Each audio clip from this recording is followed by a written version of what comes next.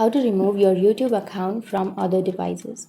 So if you want to remove your YouTube account from other devices, then first open up your YouTube application.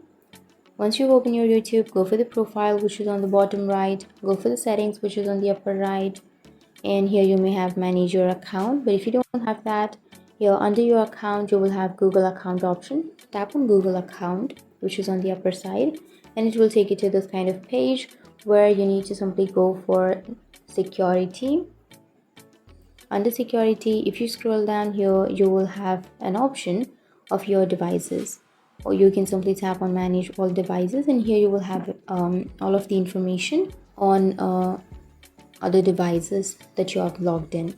So you need to simply tap on any one of the device that you want to log out.